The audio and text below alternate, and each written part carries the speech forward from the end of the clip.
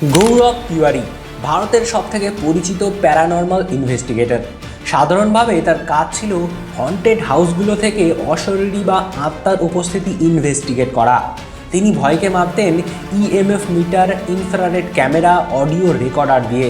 যে বাড়িগুলিকে মানুষ অভিশপ্ত বলে ছেড়ে দিত, সেখান থেকেই পরিবারগুলোকে নিরাপদে বের করে আনাই ছিল তার কাজ। কিন্তু 2016 সালের 6 জুলাই আনুমানিক রাত 1:30টার সময় তিনি বাড়িতে ফেরেন। পরদিন সকালে বাথরুমে বন্ধ দরজার ভিতর থেকে তাকে মৃত অবস্থায় পাওয়া যায়, যেন কেউ তাকে গলা টিপে হত্যা করেছে। ডাক্তারি রিপোর্টে আসে কোনো হার্ট অ্যাটাক হয়নি, কোনো ইন্টারনাল ইনজুরিও নেই, বাথরুমে কোথাও ফাঁস লাগানোর জায়গাও ছিল না। তবুও পুলিশ নথিতে লেখা হলো সুইসাইডের কেস। তার গলায় ছিল একটা লম্বা লাল দাগ। প্রশ্ন উঠতে থাকলো, যিনি কোনো ভয়ের তোয়াক্কা না করেই হন্টেড বাড়িগুলিতে গিয়ে ভূতেদের সাথে যোগাযোগ স্থাপন করতেন, তার সাথে এমন কি হলো যে তিনি নিজের বাথরুমে সুইসাইড করতে গেলেন? এই গল্প শুধু ভয়ঙ্কর নয়, এটা এক বাস্তব অমীমাংসিত রহস্য। এটাই ভারতের সবথেকে পপুলার ঘোস্ট হান্টার গৌরব তিওয়ারির গল্প।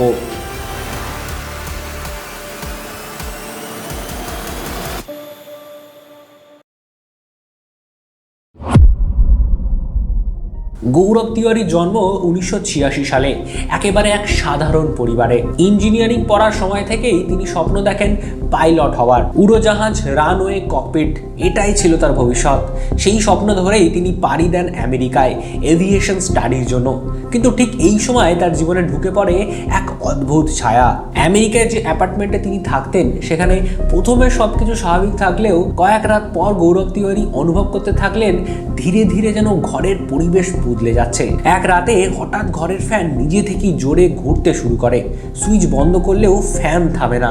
প্রথমে তিনি এটাকে বৈদ্যুতিক সমস্যায় ভেবেছিলেন, তারপরেই আসেই সেই অস্বস্তিকর অনুভূতি। দেওয়ালে হাত রাখতেই অস্বাভাবিক ঠান্ডা স্পর্শ অনুভব করেন, যেন ঘরের ভিতরে বাতাসের নিজস্ব একটা নিঃশ্বাস প্রশ্বাস আছে। কখনো কখনো তার মনে হতো তিনি যেন ঘরে একা নন, কেউ তার সাথে আছে, তার দিকে তাকিয়ে আছে, কিন্তু চোখে ধরা পড়ছে না।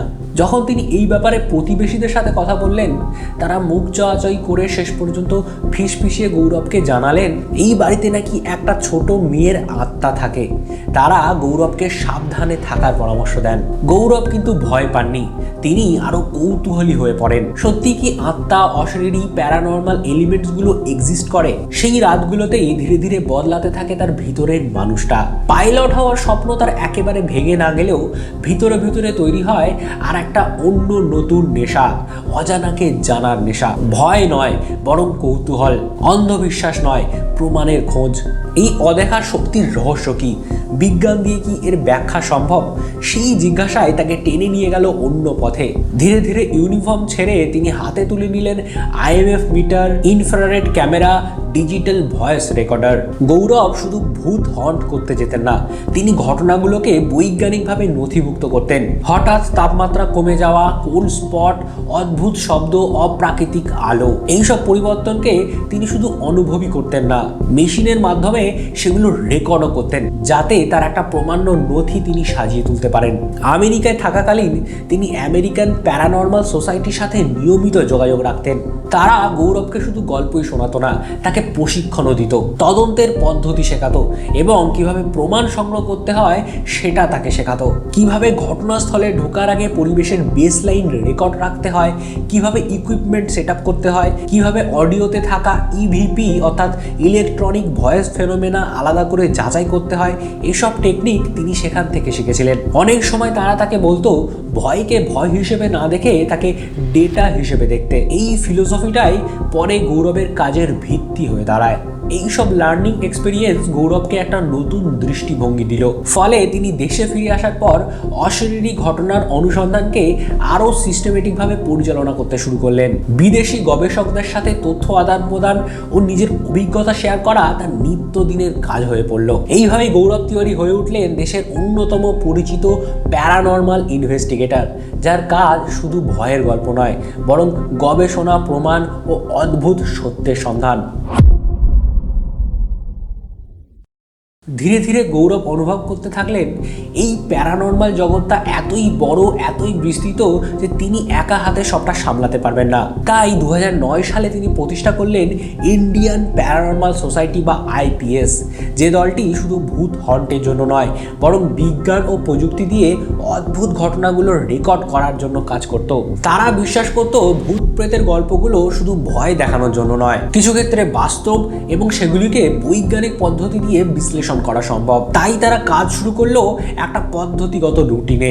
EMF meter, digital thermometer, infrared camera, forensic recorder এবং অডিও ফিড এইসব ব্যবহার করে তারা ঘটনার সাথে যুক্ত পরিবেশের পরিবর্তনকে নথিভুক্ত করতেন। তাদের কাজ ছিল ব্যাপকভাবে বিস্তৃত।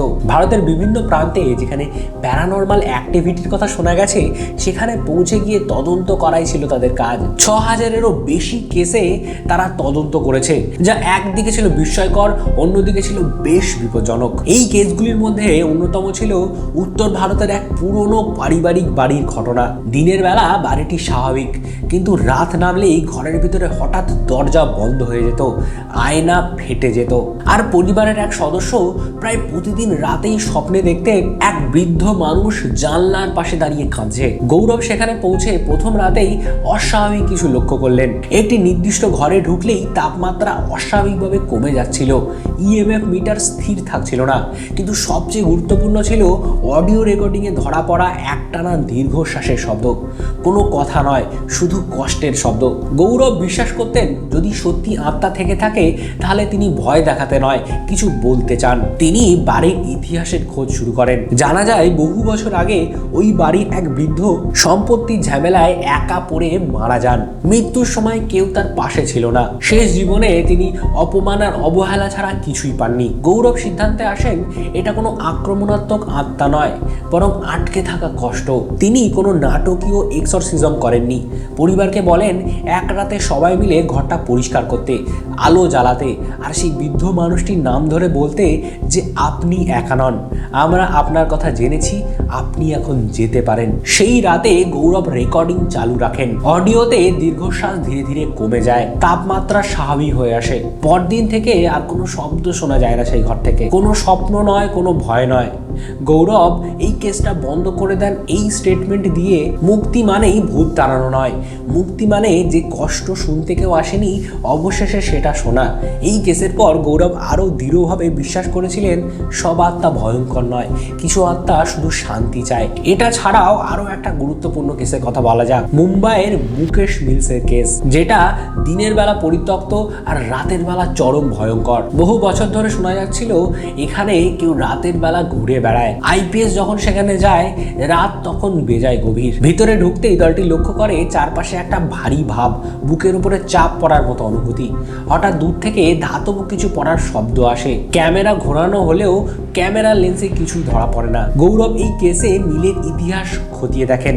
শ্রমিকদের দুর্ঘটনা, অকাল মৃত্যু, অবহেলার ঘটনা সামনে আসে। তার মতে এই জায়গাটির ভিতরে জমে থাকা যন্ত্রণা এখনো পরিবেশকে প্রভাবিত করে। এইসব কেসগুলোতে গৌরব দলবদ্ধভাবে প্যাটার্ন খুঁজত, প্রমাণ সংগ্রহ করত এবং মানুষের অভিজ্ঞতাকে গুরুত্ব দিয়ে নথিভুক্ত করত। তাই ইন্ডিয়ান প্যারানর্মাল সোসাইটি কেবল একটি গ্রুপ নয়, বরং ভারতের প্যারানর্মাল গবেষণার এক ইনস্টিটিউশনে পরিণত হয়েছিল। গৌরব তিওয়ারির জীবনের সবথেকে বিতর্কিত এবং ভয়ঙ্কর কেসটি ছিল পশ্চিম দিল্লির এক ছোট্ট কিশোরীর ঘটনা। স্থানীয়রা বলেছিল এই মেয়েটা শুধু অদ্ভুত আচরণ করছে তাই নয়, তার শরীরে নাকি 12টি ভিন্ন ভিন্ন আত্মা বাস করছে। কথাগুলো শোনার পর অনেকের কাছে হাস্যকর মনে হতে পারে, কিন্তু গৌরবের কাছে এটা ছিল একটা সিগনিফিকেন্ট ঘটনা, যেটা বিশ্লেষণ করে দেখা দরকার। কিশোরীর পরিবার দাবি করেছিল মেয়েটা রাতে হঠাৎ করে চিৎকার করে ওঠে, নিজেই কথা বলে, এমনকি কখনো কখনো ভিন্ন স্বরে গলা বের হয়। তারা বলেছিল কখনো কখনো হঠাৎ মেয়েটার শরীর প্রবলভাবে কুঁচকে যায়। মেয়েটা তার পরিবারের লোকেদের জানায় কেউ তাকে ডেকে নিচ্ছে, কেউ তাকে টানছে, বা কখনো কখনো কেউ তাকে ধমকাচ্ছে। পরিবার অনেক জায়গায় সাহায্য চেয়েছে, শেষ পর্যন্ত তারা গৌরবের শরণাপন্ন হন। গৌরব তদন্ত শুরু করেন এবং দ্রুত বুঝতে পারেন এই ঘটনা সাধারণ পজেশনের নয়। তিনি দাবি করেন মেয়েটা যে আত্মাগুলোকে ধারণ করেছে তারা শুধুই ভয়ঙ্কর নয়, তাদের মধ্যে একটা আত্মা এক প্রাক্তন এক্সরসিস্টের। বলা হতো সেই এক্সরসিস্ট মৃত্যুর পরও নিজের ক্ষমতা ধরে রাখতে চেয়েছিল আর নিজের অনুসারীদের আত্মাকে মেয়েটার ভিতরে বন্দি করে রেখেছিল। এই আত্মাগুলো অতীতের যন্ত্রণার সাথে যুক্ত ছিল, যেগুলো তাদের পুরনো জীবনের আঘাত, নির্যাতন ও অবহেলার স্মৃতি বহন করত। গৌরব এবং তার দল কেসটি নিয়ে কাজ করতে শুরু করলেন, কিন্তু তদন্তের সাথে সাথে কিছু অদ্ভুত ঘটনা ঘটতে থাকলো। তাদের ইকুইপমেন্ট হঠাৎ করে কাজ করা বন্ধ করে দিল, ক্যামেরার ব্যাটারি একসাথে খালি হয়ে গেল এবং রাতের নির্দিষ্ট সময় ঘরে ঠান্ডা ঢেউ আসতে থাকলো। সবচেয়ে ভয়ঙ্কর ছিল কেসের সাথে যুক্ত মানুষের শারীরিক ও মানসিক স্বাস্থ্যে পরিবর্তন দেখা দিতে শুরু করলো। গৌরব নিজের মধ্যেও চাপ অনুভব করতে থাকে, সে সবসময় ডিপ্রেস থাকতো, সবাইকে বলতো কেউ তাকে, তার পরিবারকে, তার বন্ধুকে, সবাইকে শেষ করতে চায়। সবসময় অন্যমনস্ক হয়ে থাকতেন তিনি, তার মনে হতো তার সময় ফুরিয়ে আসছে। 6 জুলাই 2016 গৌরব এই কেসে রাতভর কাজ করেন। তিনি গভীর রাতে ঘরে ফেরেন, সময় তখন রাত 1:30। কিন্তু পরদিন সকালে তার পরিবার যে দৃশ্যটা দেখলো তা পুরো দেশে আলোড়ন সৃষ্টি করলো। 6 জুলাই রাত 1:30 গৌরব বাড়ি ফিরলেন অত্যন্ত ক্লান্ত শরীর নিয়ে। বাড়ি ফিরে তিনি পরিবারের সঙ্গে স্বাভাবিক কথাবার্তা বললেন, কিছুক্ষণ বসে থাকলেন, তারপর নিজের রুমে ঢুকলেন। তখনও কেউ ভাবেনি এটাই তার জীবনের শেষ রাত। পরদিন সকালে হঠাৎ বাথরুমের ভেতর থেকে এক বিকট শব্দ আসে। গৌরবের বাবা ছুটে যান ওপরে, বাথরুমের দরজা ভেতর থেকে বন্ধ, ডাকাডাকি, দরজায় ধাক্কা, কোনো সাড়া নেই। আতঙ্ক ধীরে ধীরে ভয়াবহ রূপ নেয়। অনেক চেষ্টার পর দরজা ভাঙা হয়। ভিতরের দৃশ্য ছিল স্তব্ধ করে দেওয়ার মতো। গৌরব মেঝেতে পড়েছিলেন, নিথর, মুখ খোলা, শরীরে কোনো কাপড় নেই আর গলার এক পাশে স্পষ্ট বাদামি দাগ। দ্রুত তাকে হসপিটালে নিয়ে যাওয়া হয়, কিন্তু ডাক্তার জানান তিনি অনেক আগেই মারা গেছেন। এরপর শুরু হয় আরও বড় রহস্য। হাসপাতালের রিপোর্টে বলা হয় হার্ট অ্যাটাক নয়, কোনো ইন্টারনাল ইনজুরিও নেই, শরীরে এমন কোনো ক্ষত নেই যা মৃত্যুর কারণ হতে পারে। শুধু একটি ছোট কিডনি স্টোনের উল্লেখ পাওয়া যায়, যা মৃত্যুর জন্য মোটেই যথেষ্ট নয়। ডাক্তারও পরিষ্কার করে কোনো ব্যাখ্যা দিতে পারেননি। পুলিশ কেসটি আত্মহত্যা বলে বন্ধ করে দেয়, কিন্তু যে মানুষটি এত বড় বড় তদন্ত করেছে তার মৃত্যু কখনো সাধারণ হতে পারে না, এটাই ছিল অনেকের মত। কারণ এই কেসের সাথে যুক্ত 12টি আত্মা, সেই এক্সরসিস্টের শক্তি এবং তদন্তের সময় দেখা অদ্ভুত ঘটনা সবাইকে প্রশ্ন করতে বাধ্য করে, এই মৃত্যু কি শুধুই কাকতালীয় নাকি কোনো শক্তির প্রতিশোধ?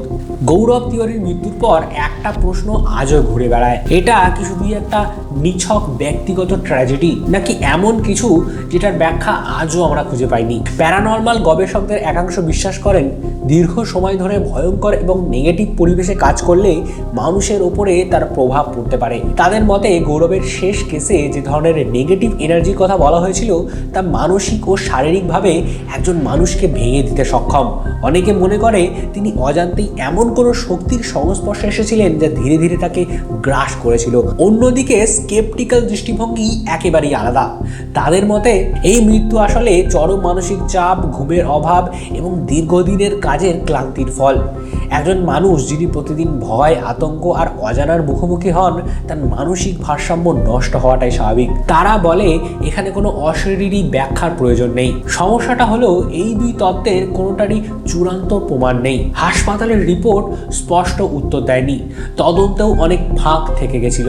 হয়তো গৌরব তিওয়ারির মৃত্যু একদিন ব্যাখ্যা পাবে, কিন্তু ততদিন তিনি থাকবেন এক প্রশ্ন হয়ে, যে প্রশ্ন আমাদেরকে মনে করিয়ে দেয় সব রহস্যের উত্তর আমাদের হাতে থাকে না।